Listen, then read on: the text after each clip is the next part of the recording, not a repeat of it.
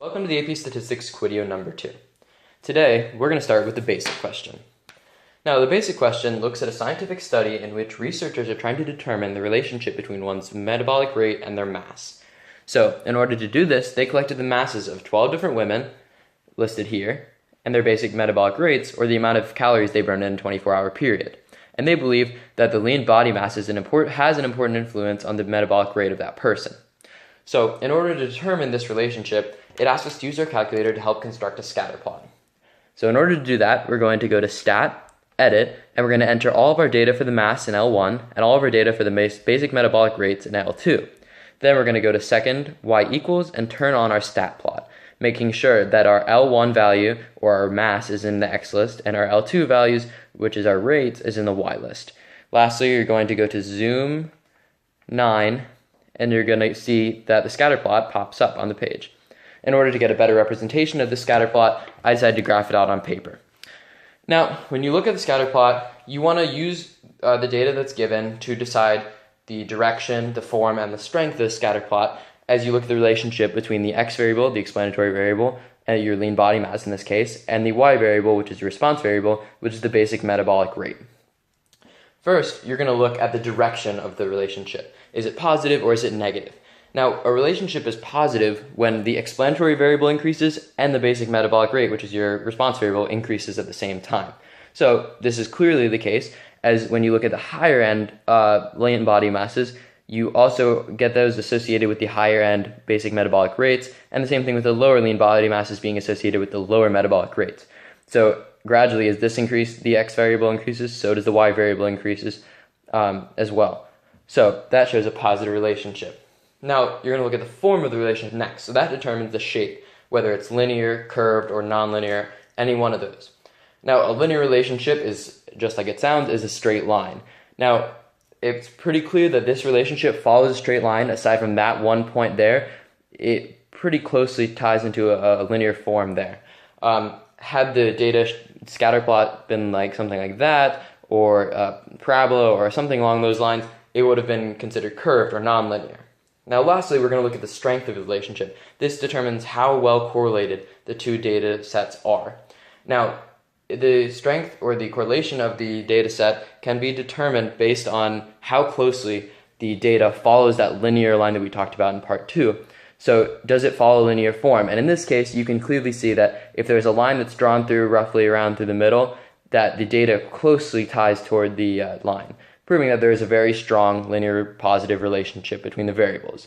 Now, this confirms the researchers' belief because they believe that the lean body mass is an important influence on the metabolic rate, which, based on our positive, strong linear correlation that we determined with our scatter plot, that this is definitely the case. Next, we're going to be looking at the advanced question. So the advanced question gives us data from a test called the 6-minute walk test in children and adolescents. So specifically, it gives us the data representing the relationship between the age group, or what we're going to be using, the representative age, and the median 6-minute walking distance. So how far those children can travel in 6 minutes in meters. So the first step in this question in determining the relationship between these two variables, your explanatory variable being the age and your response variable being how far they walk, is to calculate the least squares regression line. So the least squares regression line is a line that runs through the data, it runs through the X mean and the Y mean, and gives us a general trend as to how the response variable changes as the explanatory variable increases. So it'll show us a linear representation of our very diverse and changing data. So the first step in calculating a least squares regression line is to go under your calculator and go to Stat, Edit, and go into your list 1. All right, so your list 1, you're going to input all your representative ages. So 4, 7, 10, 13.5, and 17. And you're going to put in your list 2 your median 6-minute walking distance, which is response variable. Then you're going to go to Stat, Calc, 8, and that's going to bring you to the linear regression table. And you're going to click Enter all the way through Calculate. So it's going to give you this pop-up, which gives you the form y equals a plus bx, which is your formula for the linear regression, or the least squares regression line. And it also gives you your A value, which is 492.7977, and your B value, which is your slope, which is 14.7633.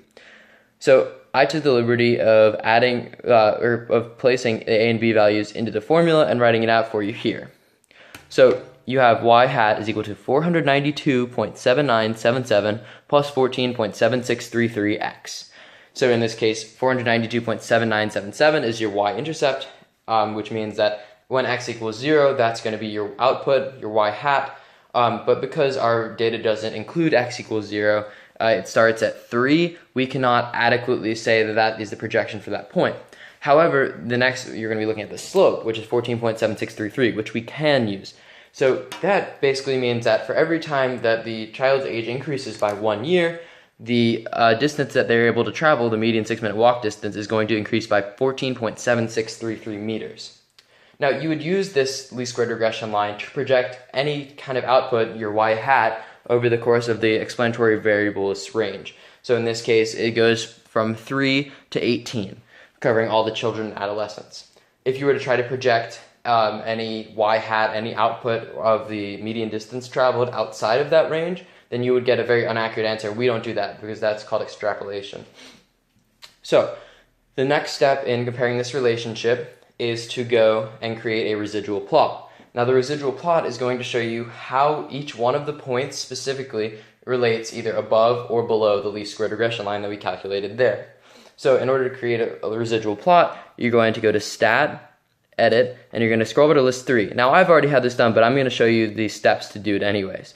So you're going to go up to list 3 and go to Second List and go down to Resid. And then click Enter and enter again. So it's going to give you the set of 5 points that are related to the age groups that you have that show you for each point that you've plotted, representative age and median 6-minute walk distance, how high, if it's a positive value, or low, if it's a negative value, above or below the least squared regression line, the point falls. So it shows basically the relationship between our projected line and what actually happened. So in order to actually plot the points, you're going to go to second, y equals, turn on your stat plot, and make sure your x list is L1, which is your age, and your y list is L3, which is your residuals. Then you're going to go to zoom 9, and that's going to zoom in on the data set. Now I already have this graph for you, so you can get a better look at what's going on.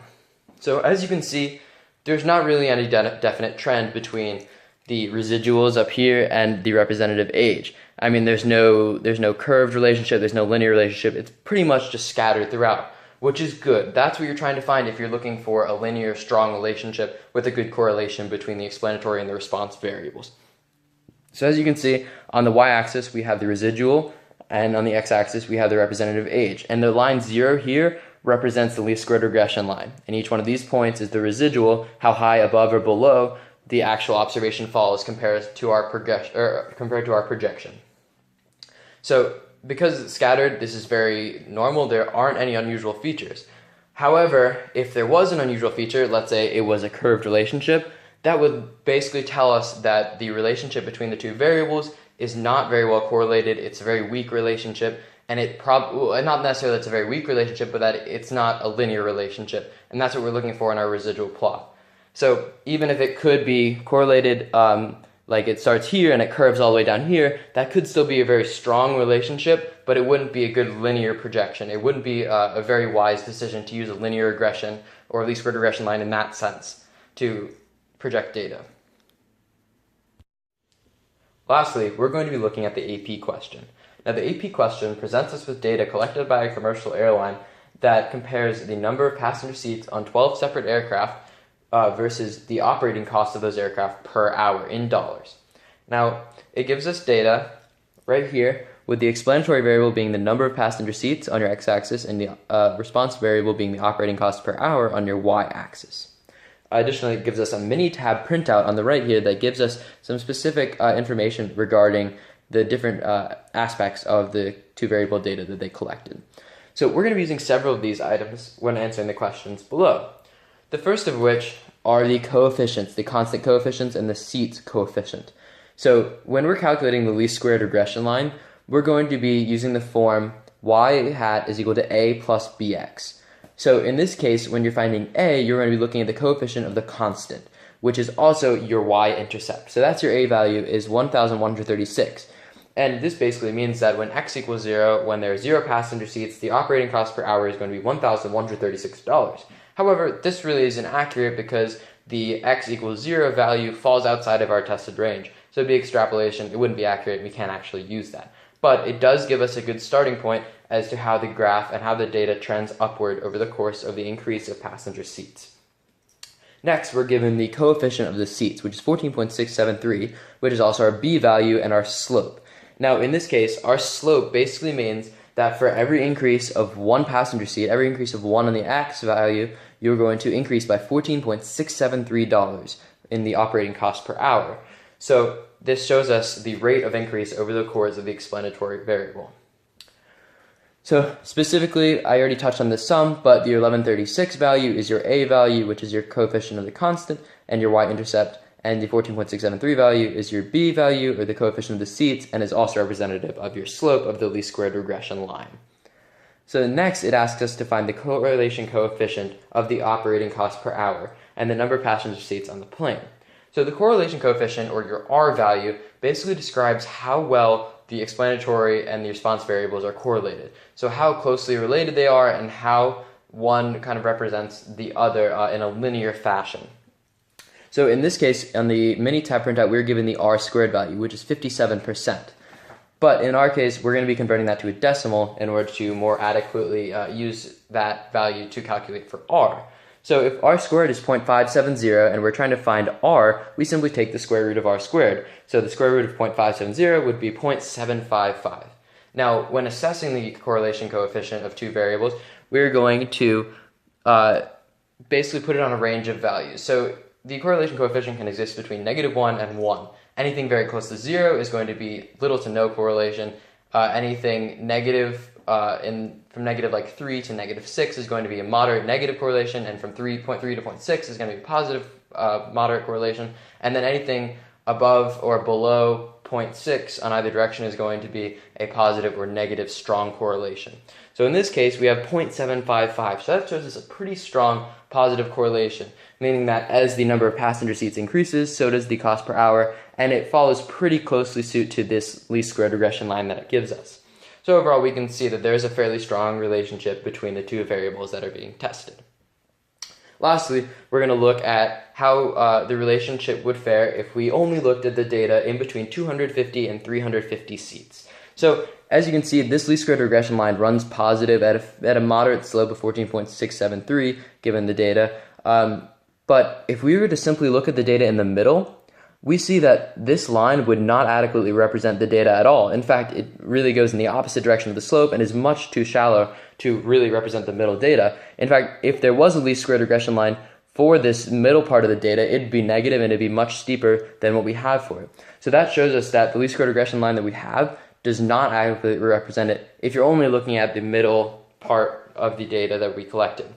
The reason this happens is because of our very low operating cost per hour from 200 to 250 passenger seats, and our very high relative operating cost per hour from 350 to about 410 passenger seats.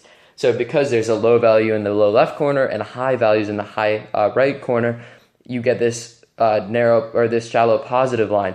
Whereas if those 5 values were eliminated and you only focused on the moderately sized passenger jets, you get a fairly steep negative correlation that would only represent those middle points. As such, in order to create a least squares regression line that would adequately represent the operating cost per hour for the seats from 250 to 350 seats, you would need to create a new least squares regression line that would be negative and steeper, and that would be more representative of the trend of the data just in the middle portion of the graph.